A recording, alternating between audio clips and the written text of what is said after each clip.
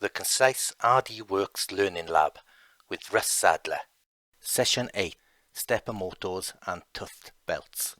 Now in today's session we're going to take a look at the way in which this head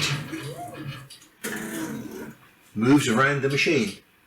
Once the brain has decided where it wants this head to move to, it issues instructions to a stepper motor, and then the stepper motor drives the head to a specific coordinate position.